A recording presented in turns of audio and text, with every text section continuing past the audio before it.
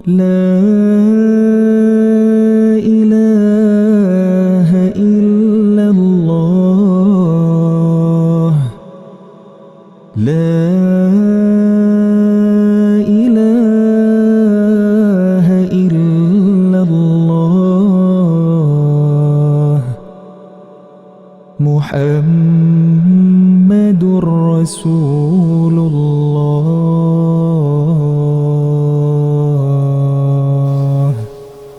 Jadi jemaah sekalian dirahmati Allah Subhanahu wa taala, siapa yang tidak sedih dengan perjuangan kaum muslimin jatuh gara-gara mereka? Itu sedih. Nabi juga sedih.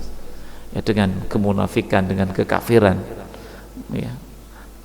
Mereka bertameng atas nama Islam tapi menjatuhkan kaum muslimin. Sedih kita. Semua sedih kaum muslimin.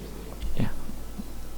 Namun jemaah sekalian, bagaimana dalam perspektif agama sifat-sifat mereka ini? Orang-orang yang bersegera kepada kekafiran ini, orang-orang munafik ini, ya. Jadi Allah mengatakan innahum, sesungguhnya mereka, ya, la yadurullah syai', tidak bisa membuat kemudaratan kepada Allah sedikit pun. Orang-orang seperti ini itu tidak bisa memudaratkan kepada Allah, tidak bisa sebenarnya itu merusak ad-din, ya, pada hakikatnya. Ya, mereka ingin hancurkan agama, mereka ingin hancurkan din ini, menjadikan Allah Subhanahu wa taala, sebenarnya tidak bisa, tidak ada, ya. Jadi tidak ada yang mereka hancurkan. Ya. Bisa saja satu generasi kalah kita, tapi pada saat lain, generasi lain, mereka akan Allah hancurkan. Dan sekarang umat Islam ini sedang masa falling down, jatuh. Ya, hampir seluruh dunia umat Islam tidak dalam suasana yang baik. Hampir seluruh dunia. Ya, kalau bicara Palestina apalagi, ya, politik dunia Islam sedang apa? Sedang jatuh. Gitu. Dan jatuhnya itu bukan karena orang Islam saja, tapi ada orang-orang munafik yang bermain, yang selalu memalingkan. Konferensi Islam Internasional di Doha dulu memberikan rekomendasi untuk umat Islam segera bersatu dalam sebuah entitas politik. Ya. Lucunya yang menolak bersatu juga orang Islam, termasuk hari raya Idul Fitri. Doha dulu meminta umat Islam kok nggak bisa bersatu, ngerti ya? Aneh kan? Kalau orang Kristen nggak pernah beda tuh, padahal mereka menggunakan apa, hitungan apa? Matahari. Mereka nggak bersatu. Umat Islam sebenarnya lebih bisa, karena kita dengan hitungan apa? Komariah, bulan, gitu harusnya. Ya, jadi Doha pernah merekomendasikan, ya, negeri-negeri Islam, ulama-ulama kaum muslimin, kenapa kita nggak bisa puasa berhari raya sak puasa dan hari raya sama? Yang menolaknya siapa? Umat Islam juga. Nah, ini persoalan jemaah sekalian. Kita kok ini membuat kita termasuk ke Palestina ini nggak nyatu. Ini karena memang ada di tubuh kaum muslimin juga penyakit-penyakit yang tidak suka bersatu, sukanya berselisih, sukanya ribut, sehingga kemudian kita lemah, gitu, lemah kaum muslimin. Dan ini tentu saja sangat menyedihkan kita semua. Namun bagi Allah Subhanahu wa taala, sikap seperti itu, sikap-sikap orang yang menjatuhkan kaum muslimin, ya, itu la yadurullah syai', ya, tidak membuat mudarat kepada Allah Subhanahu wa taala, ya, tidak membuat mudarat, ya. Bi fi'lihim, dengan perbuatan mereka, ya. Wa innam yaduruna anfusahum, sesuatu untuk melemahkan kaum muslimin, menjatuhkan kaum muslimin, itu membuat mudarat diri mereka sendiri. Gitu.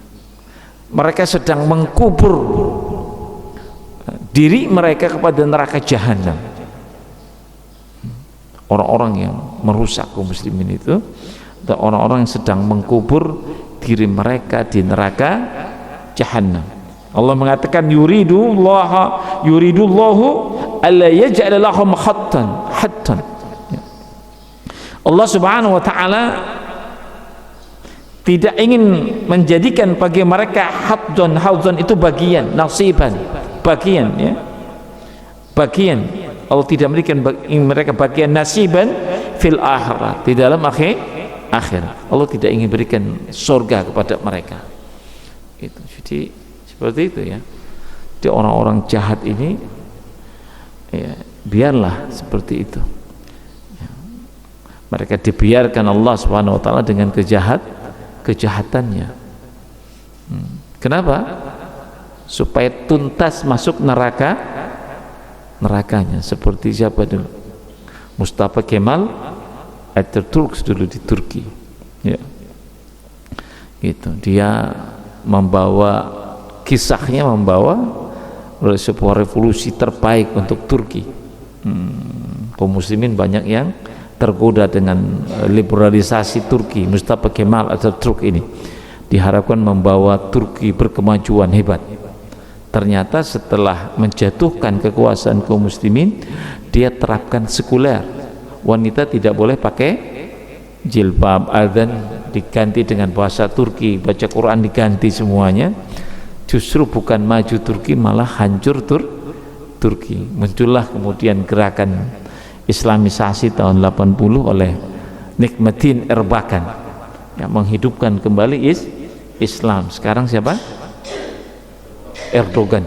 Oh, itu dimusuhi dunia, Pak. Jadi jangan pikir model ini akan mudah. Orang pemimpin yang paham agama itu jangan pikir mudah naik, enggak, Pak. Dunia akan memusuhi. Kenapa? Karena nanti bahaya bagi peradaban dunia maksudnya, peradaban kapitalisme ini. Takut mereka. Banyak yang bangkrut ekonominya nanti. Maka takut orang-orang dengan kebangkitan kaum muslimin disosoki oleh tokoh-tokoh yang paham agamanya bagus. Takut semua.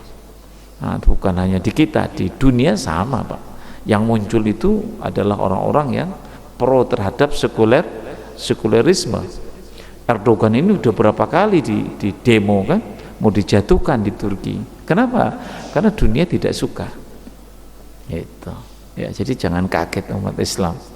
Maka umat Islam harus mengevaluasi, ya, seperti itu.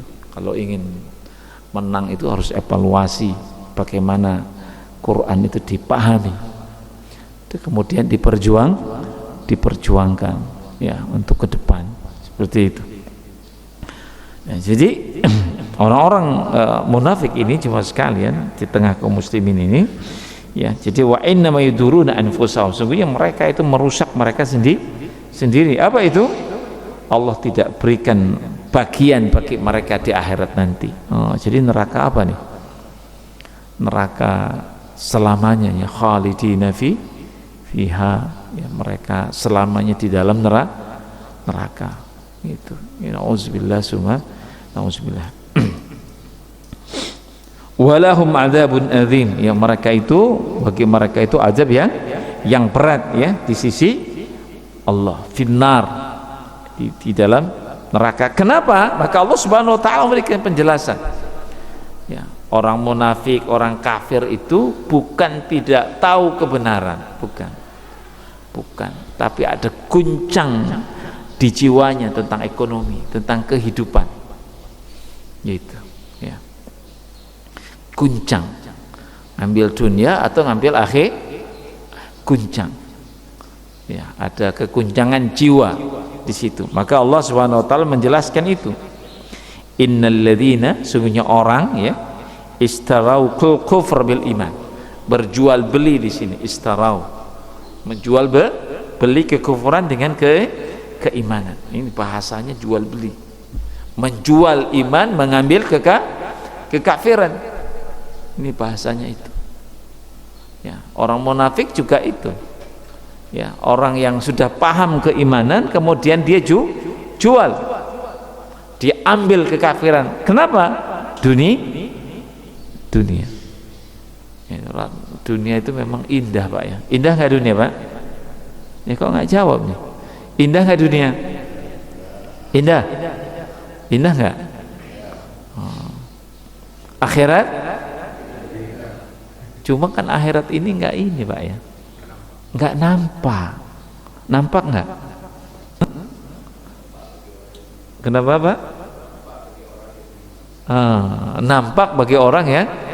Sebelum nampak itu nggak bisa kita mengejar akhirat mati-matian Pak, karena salah satu syarat ketakwaan itu menjadikan akhirat itu seakan-akan nampak, kan? Walaupun memang nggak nampak, tapi seakan-akan nampak.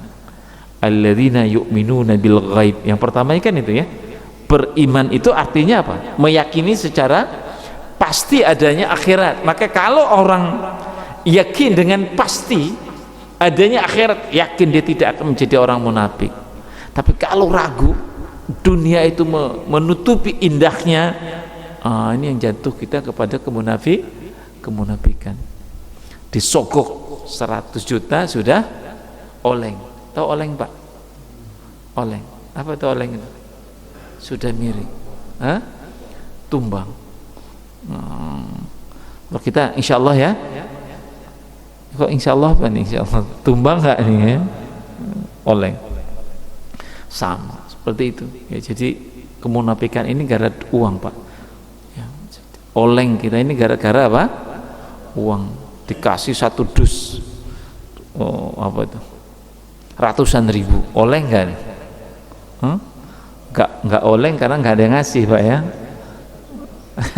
Ustadz aja banyak yang oleng Pak. Oleng tuh, setan itu pintar memasukkan di telinga Pak.